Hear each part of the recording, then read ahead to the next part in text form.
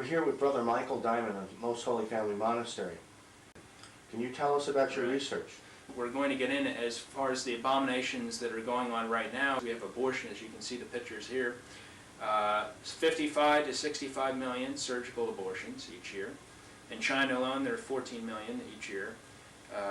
So that's an abomination. We have artificial contraception being practiced by most peoples of the earth. And then we have other people that try to scientifically limit their families. And so this is a great abomination before God. And of course for women, as far as in 1 Timothy 2:15, St. Paul says a woman is saved by childbearing. So it's an extremely important part of a woman's vocation. But I want to go into the agents and start exposing them and get on with this. The main agent, I think, today that's really deceiving people and putting them in a trance, like a zombie-like trance, and it's played everywhere you go, is rock music. Everyone has it on, everyone listens to it, some form or another. And people don't really realize the true significance of this music and really who is the one who's not only promoted this, but even these musicians, who's using them and speaking through them.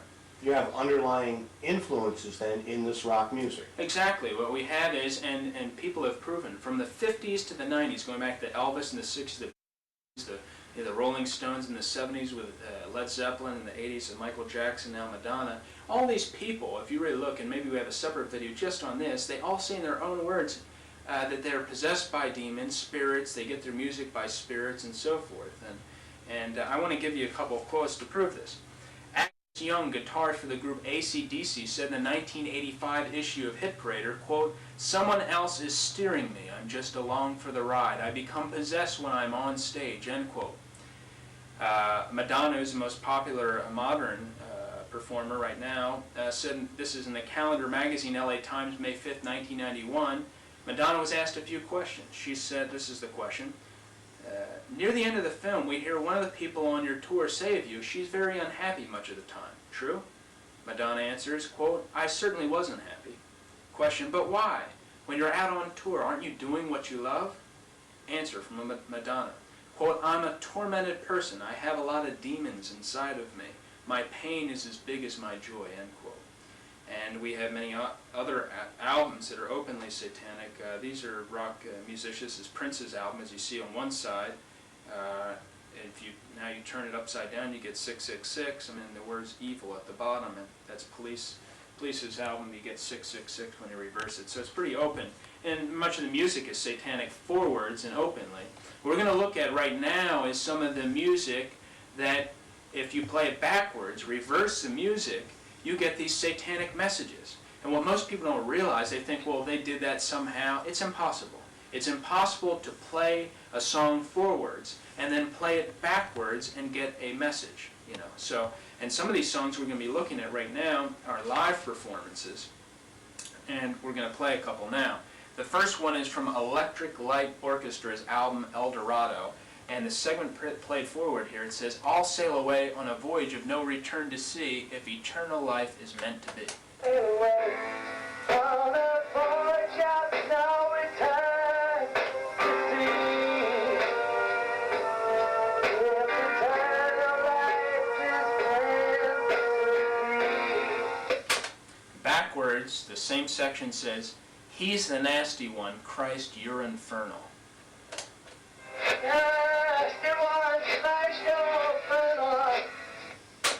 Next song is by the group Queen. It's called "Another One Bites the Dust." It's one of the most popular songs in all of music history, and they keep on repeating "Another One Bites the Dust" over and over again. And when you repeat "Another One Bites the Dust," you get this: "Start to smoke marijuana."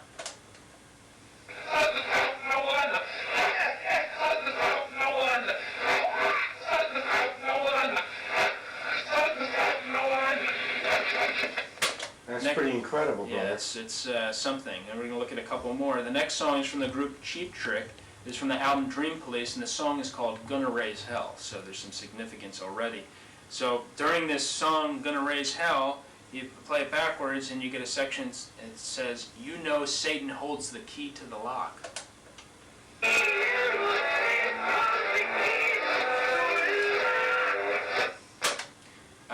The next song we're going to hear is by the group Rush. It's a live version of the song Anthem. And backwards it says, "Oh Satan, you are the shining walls of Satan. I know you are the one I love."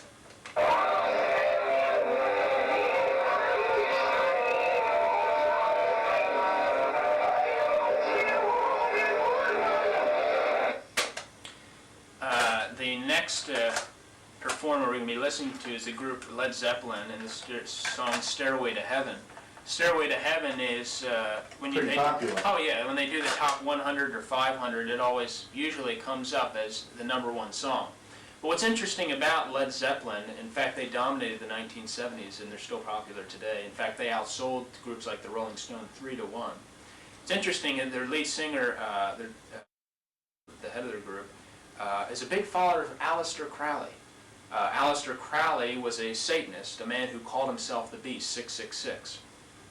In Stairway to Heaven, there's quite a bit of satanic stuff that's backwards on these songs. The first part of it, we're just going to take a few sections here. The first section, this says, "And your stairway lies on the whispering wind."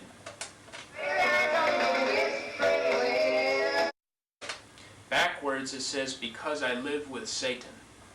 That same section.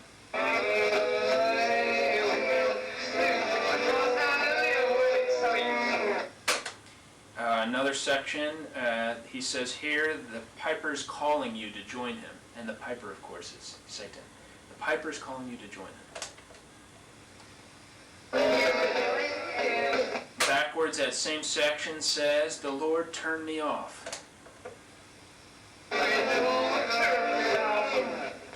Now we have, he's going to talk about the two paths you can go by, and you can always change the road you're on.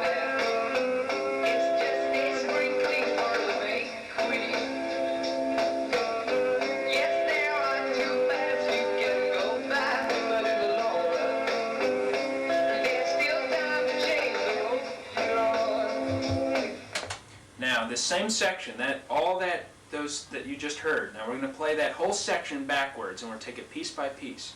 The first part of that section played backwards says, "To my sweet Satan."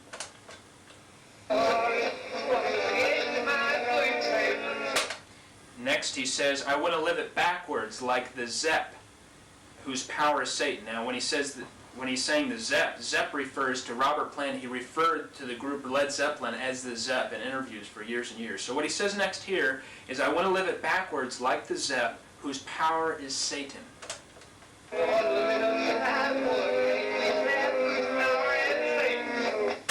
And then he says at the end of this is, "He will give you 666.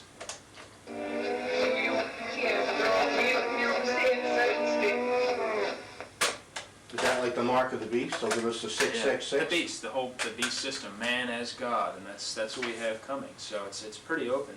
And this should obviously make people believe in the devil, and believe obviously that these singers are being used as instruments of the devil, that the spirits are working right through them, and they should not obviously listen to rock music after seeing something as clear as this, that they're devils speaking right through these guys. And people have to realize that we're in a spiritual battle, as St. Paul says in Ephesians 6:13, that you fight not against flesh and blood, but against principalities, powers, and wickedness in high places. So that's what people have to realize. Now, the main enemy is Freemasonry. Freemasonry claims that it tries to make good men better men, and it accepts only men of high moral character, and it's a charitable, benevolent, educational, religious society. They seek to improve the community. But what they fail to tell the people is that Masonry has another purpose. It's completely unknown to much of the public and many of the Masons. Manly P. Hall, a 33rd degree Mason, said, quote, "Freemasonry is a fraternity within a fraternity, an outer organization concealing an inner brotherhood of the elect." So you have the invisible societies, a secret fraternity. So are those who know a secret and those who don't know the secret. In more than one way, deception is practiced on the initiates of the blue degrees. The blue degrees, as we're going to mention, the first 3 degrees of Masonry. He's told that nothing he's about to do will conflict with his religious or personal beliefs, but he's led phase by phase through a series of blood oaths, never to reveal the secrets of Freemasonry. These are blood oaths for a secret organization that, as we're going to see, is diabolical. So the Mason begins his Masonic career with the first 3 degrees, the 3 degrees of the Blue Lodge: Entered Apprentice, Fellow Craft, and Master Mason. If he wishes, he can stop Masonry after he's finished those first 3 degrees and call himself a Master Mason of the Blue Lodge. If he wishes, he can continue up the York Rite ladder or the Scottish Rite ladder. In the York Rite, there are another 10 degrees in the York Rite, and if he completes those extra 10, he can become and call himself a Knights Templar Mason. And if he goes up the Scottish Rite ladder, there are another 30 degrees in the Scottish Rite. And basically, once he completes the blue degrees, he can buy the 4th to 32nd degree, the Scottish Rite, if he has enough money. It's basically that. So many of the individual degrees, the 4th, 5th, 6th, 7th, the whole initiations, all the things that are said, and each of those degrees, some of the Masons that are even 32nd degree Masons haven't gone fully. They're called exemplified degrees. They haven't gone fully through all those degrees because obviously it takes a lot of time. But many of the Masons do know what I'm going to say when I reveal some of the initiations of each of these degrees. The book, Duncan's Ritual of Freemasonry, gives a word-for-word transcript of the first 3 degrees of the Masonic Lodge, the Blue Lodge. In the first degree, the initiate is asked the following question: what do you desire? In the first degree, he answers light. In the second degree, he answers more light. In the third degree, he answers further light. Now, Albert Pike, who's probably the most famous Freemason of all time, he was a Mason who simultaneously occupied 3 different positions. He was the head of Washington, D.C. Masonry, he was the head of American Masonry, and he was the head of World Masonry.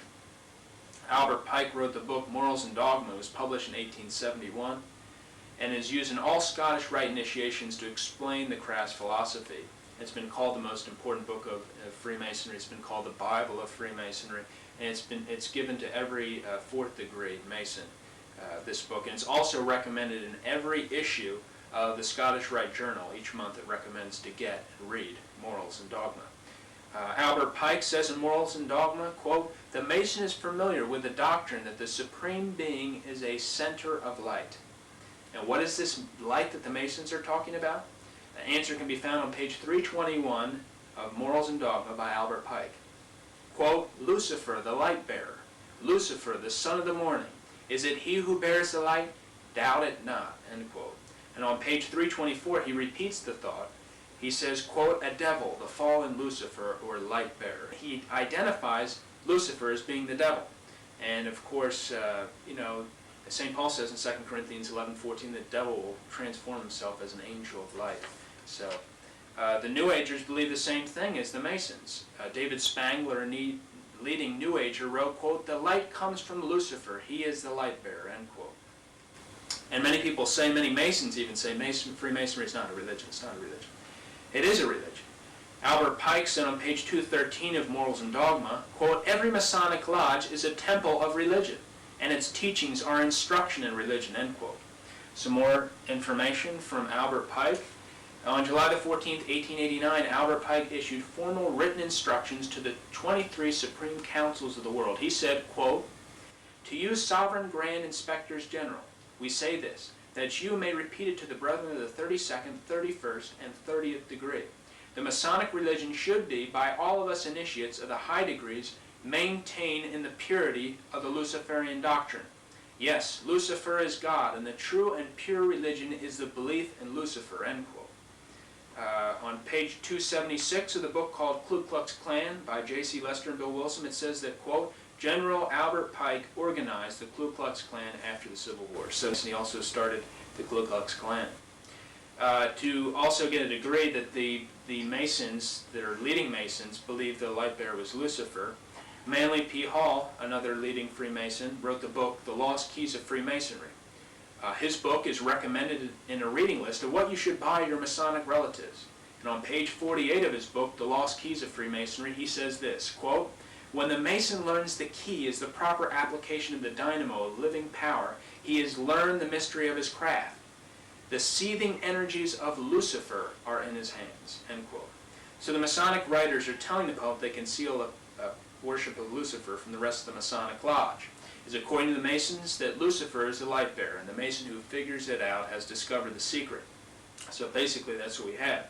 They are not only worshipers of Lucifer, but they also are antichrist to such an extent that if a worshipful master of the Masonic Lodge allows prayer to be made in Jesus' name, his lodge can be closed and its charter revoked by the Grand Lodge of his state. This information was taken from a Jeremiah film special where they interviewed former Masons and former people that are involved in witchcraft. And here's some interesting parallels in what these men said separately. They were interviewed in different states and different countries, some were from Canada, some from the United States. Look at the parallels here. In Blue Lodge Masonry, to become a Mason, you have to be recommended by another Mason. In witchcraft, you have to be screened and recommended by someone currently in witchcraft. In Masonry, you are blindfolded and bound by a rope.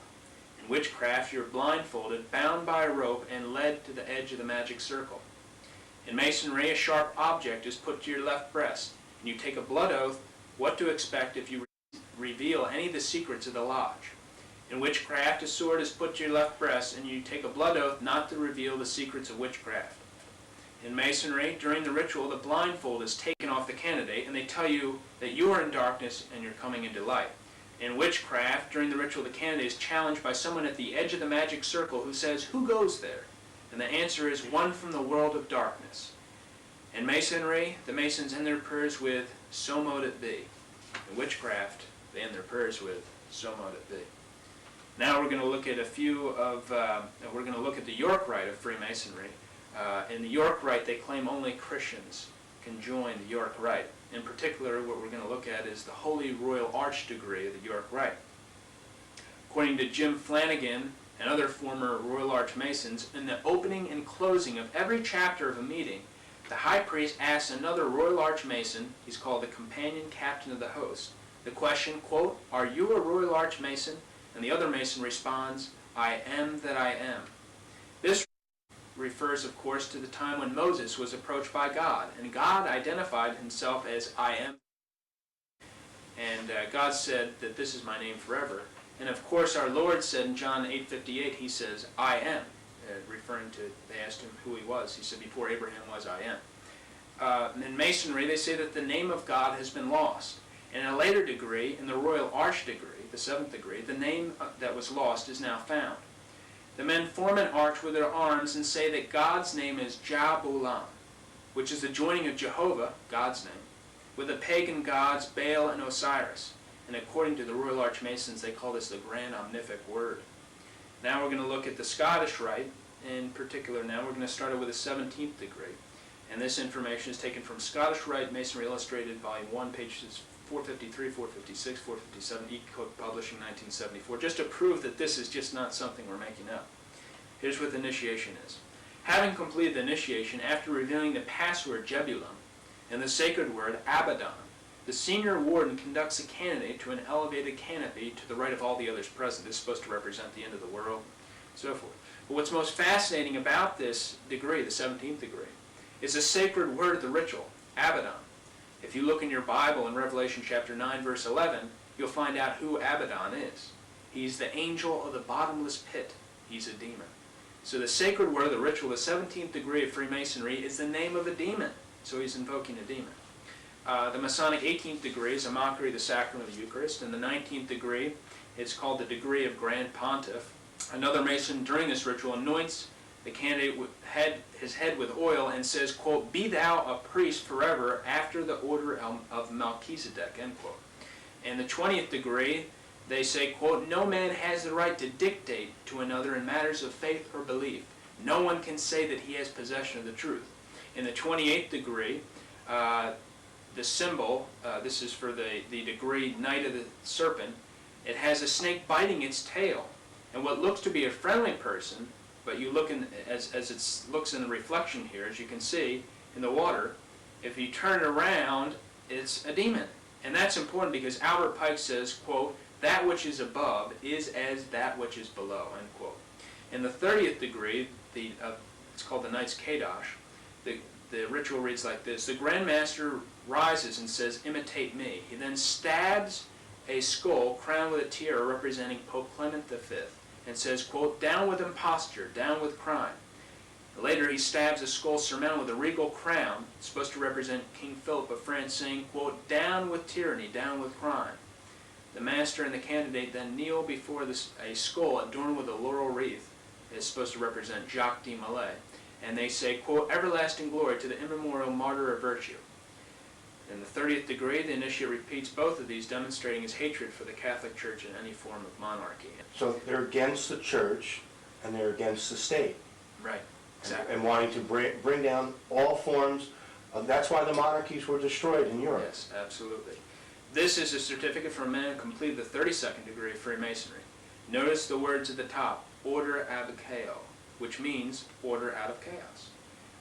On the 33rd degree Masonic jewel, the Freemason has the same things written here at the top, order ab chaos. The House of the Temple in Washington, D.C., which is where Freemasons receive their 33rd degree. And you can't seek, if you're a 32nd degree Mason or any type of Mason, you cannot seek to be a 33rd degree Mason. You have to be chosen to be a 33rd degree Mason. But the House of the Temple in Washington, D.C. is where they receive the initiation of the 33rd degree. As you can see right here, the 33rd degree House of the Temple in Washington, D.C. has serpents all over the inside. As you can see above, has concealed swastikas above it.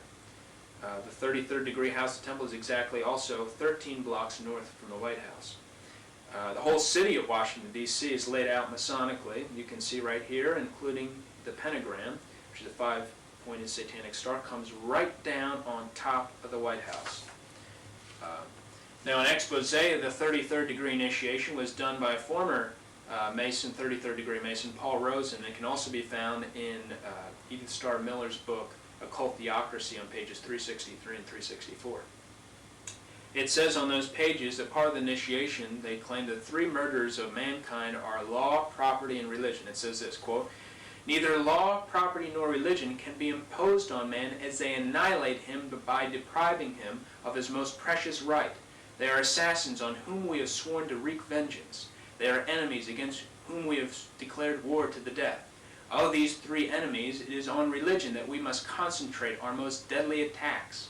Once religion is dead, law and property will fall to our mercy, and we shall be able to regenerate society by founding on the corpses of the assassins of man, Masonic religion, Masonic law, and Masonic property," end quote.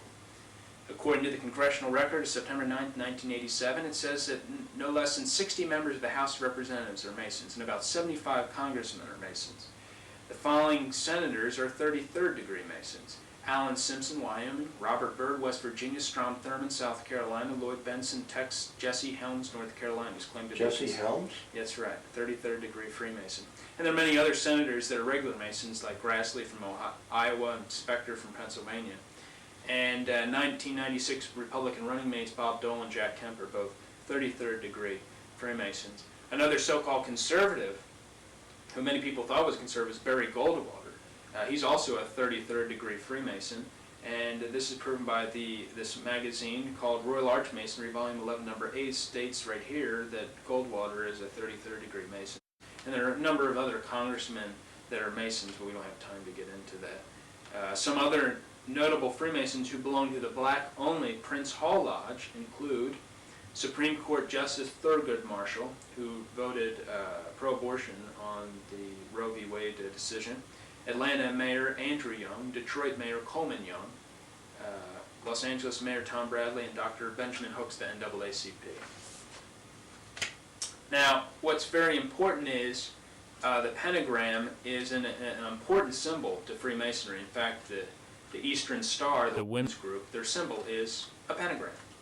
But many people don't know the difference between a star and a pentagram. But the Masons themselves know the difference, and they tell us what the difference is. In the book called The History of Freemasonry, it was written in 1891. This book was written by a series of 32nd and 33rd degree Freemasons. On page 49 of the book it says this, quote, "This star represents good when represented with 1 point upward." And the page reads on, let me remind you, these are high-ranking Masons, quote, "But when turned with 1 point down, it represents evil. All that is opposed to the good, pure, and virtuous," end quote. So the star with 1 point down is evil, and the Masons have it on the cover of this Bible. The Eastern Star is a pentagram, as I mentioned, as its chief emblem.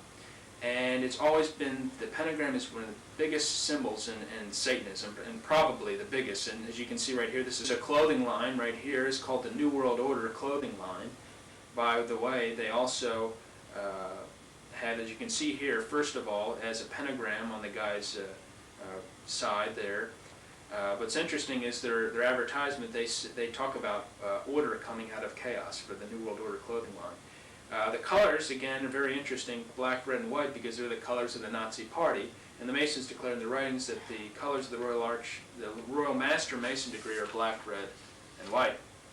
The Masons have created many groups, such as the Eastern Star, we've mentioned, has the pentagram for the symbol, the Demolay, which is for the young men of Masonic members, the boys, the Job's Daughters, or Rainbow Girls, for the young girls of the Masons, and Prince Hall Lodges for the blacks.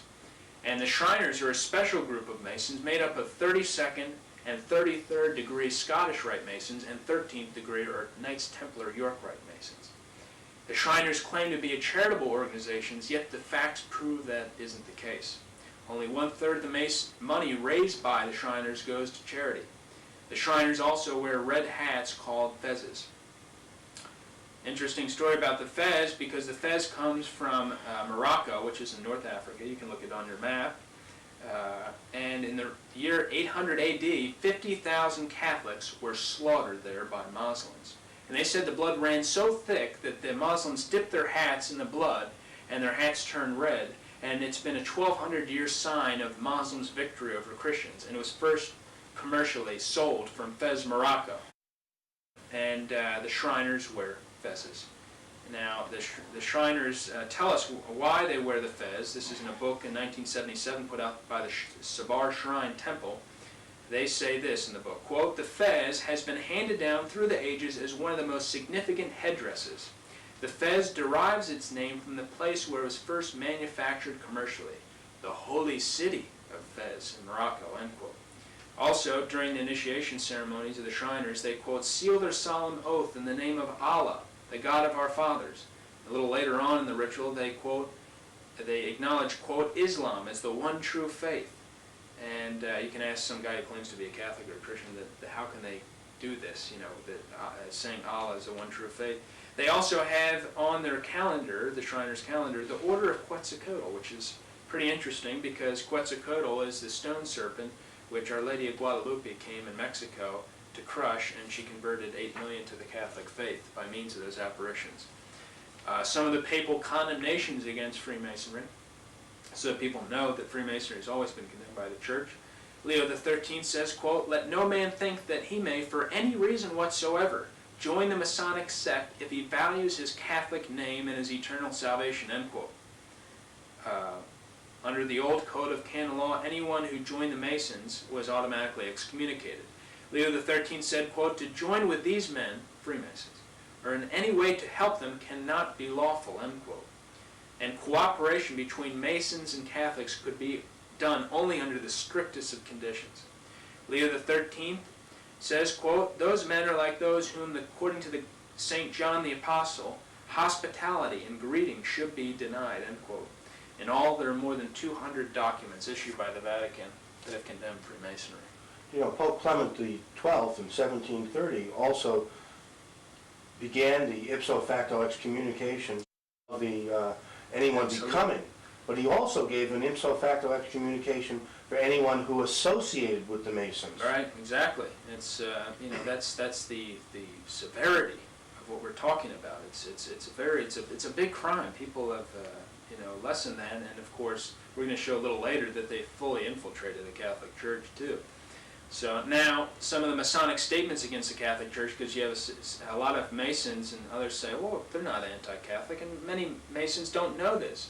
But, you know, this all gets back to the main root of our problem. Most people don't know what we're talking about here, and of course Hosea 4:6 in the Old Testament says, "My people are destroyed from lack of knowledge." So because they don't know is not going to help them too much. They're still going to be held accountable because it's still evil. Some Masonic statements against the Church. The Masons used to call their official magazine the New Age magazine, but when the New Age movement got a lot of bad publicity, they changed the name of their magazine to the Scottish Rite Journal because of all the negative things being said about the New Age movement. is the official magazine of the Scottish Rite of Freemasonry, and it says in the Scottish Rite Journal, quote, Catholicism, not communism or socialism, is Masonry's immediate worry.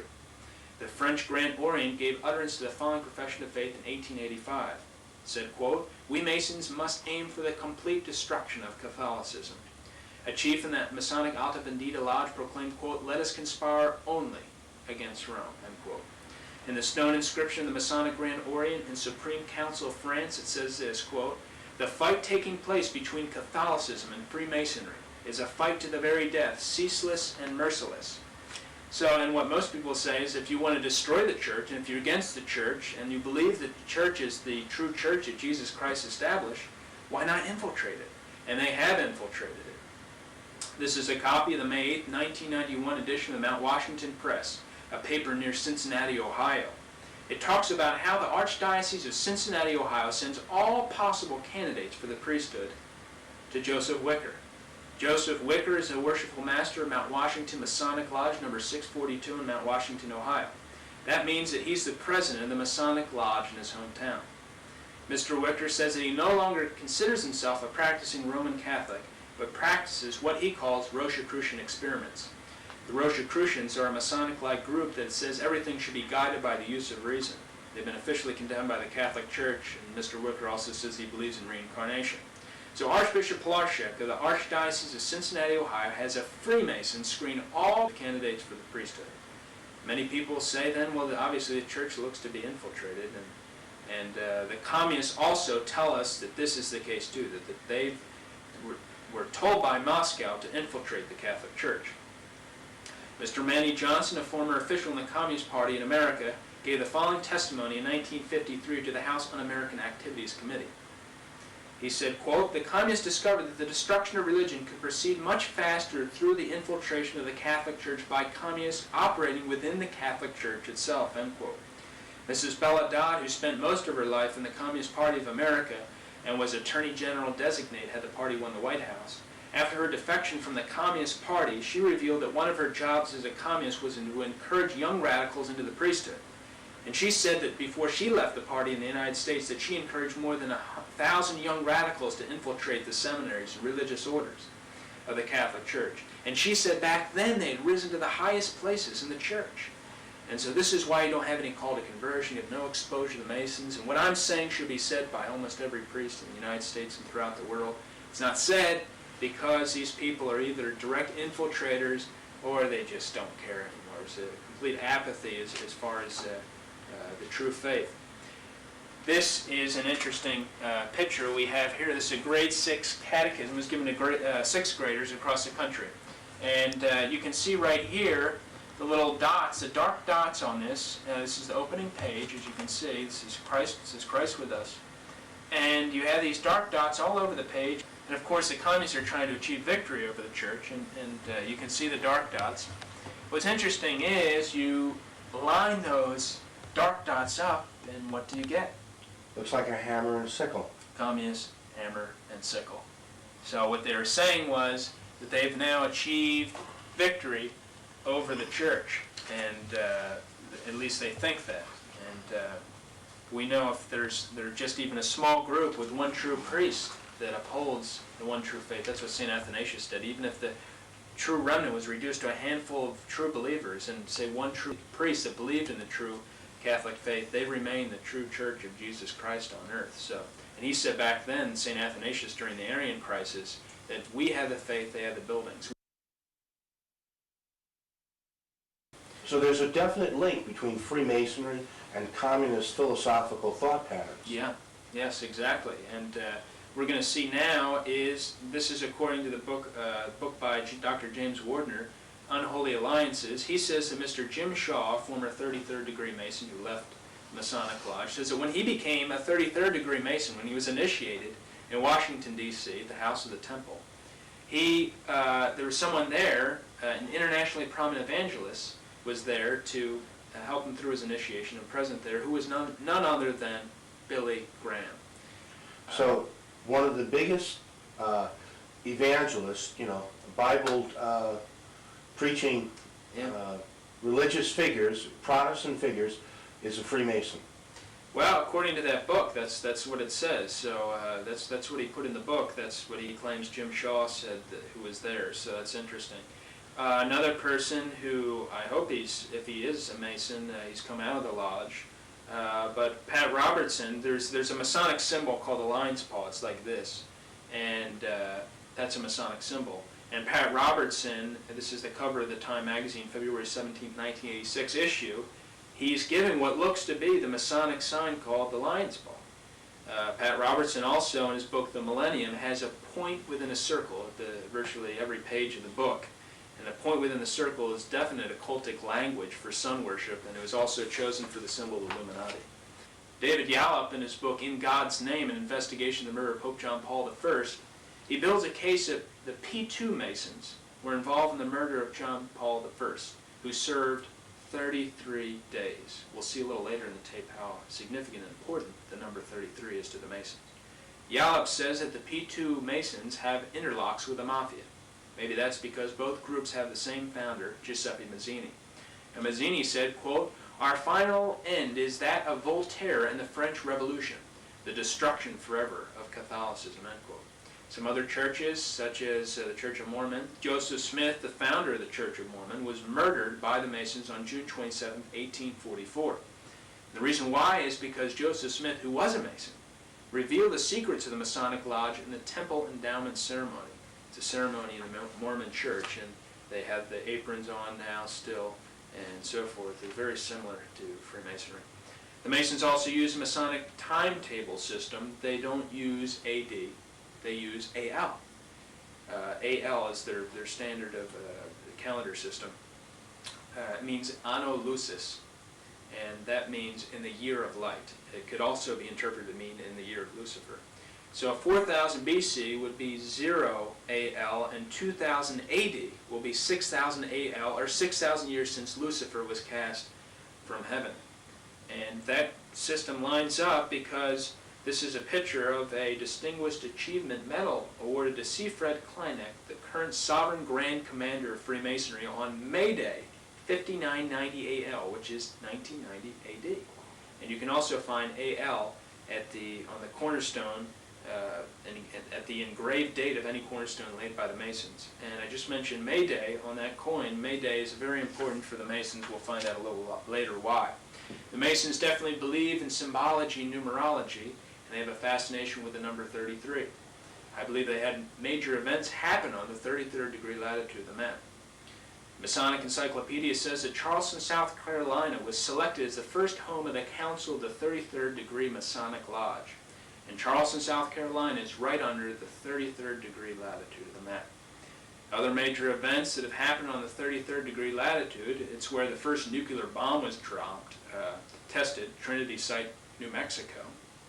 And the monument chosen to commemorate this site was an obelisk, which is a Masonic symbol, a phallic symbol. The 33rd degree latitude also passes over both Hiroshima and Nagasaki in Japan. These sites were the place where the first two bombs, atomic bombs, were dropped at the end of World War II. It's a known fact of history that we didn't have to drop the bombs because Japan was trying to surrender, but the bombs were dropped anyway. And these two cities were where the two largest population of Catholics were. The man who dropped these bombs on these Catholics was 33rd degree Freemason Harry Truman. Truman was a 32nd degree Mason when he dropped the bombs in October of 1945. He became a 33rd degree Mason. And Truman said, quote, "Although I hold the highest civil honor in the world, I have always regarded my rank and title as a past Grand Master of the Masons as the greatest honor that has ever come to me," end quote. But the most astonishing incident that has occurred on the 33rd degree latitude of the map is it passes over the city of Dallas, Texas, where on November the 22nd, 1963, JFK was assassinated. In Dealey Plaza, where the president was shot, the president passed an obelisk that is located right in front of the school book depository on the street, Elm Street, where the president was shot. There's a small plaque which has always been on that obelisk saying this, quote, "Within this small park was built the first fraternal lodge in the state of Texas." So the park in which JFK was shot was the place where the first Masonic lodge was established in Texas. Now there are two views of history. There's the accidental view of history, which people believe that there's no plan when major events come about. There's nobody plotting or planning to bring about something.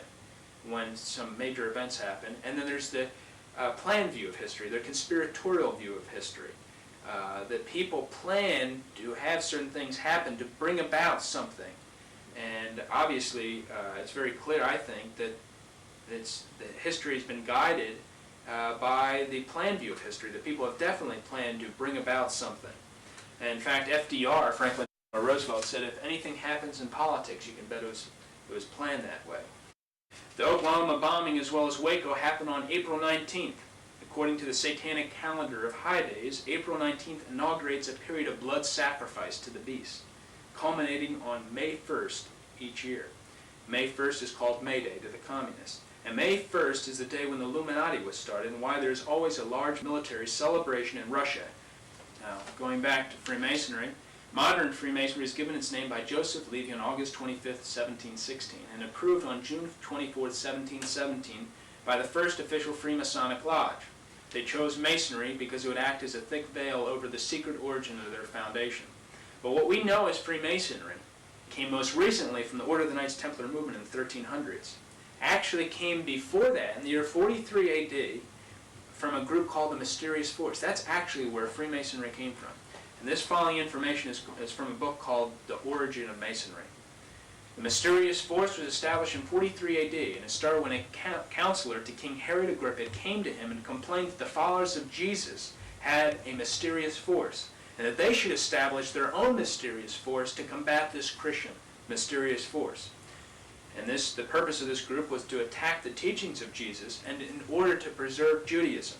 King Herod Agrippa said, quote, "We will use the hammer because it was used to nail Jesus' hands and feet.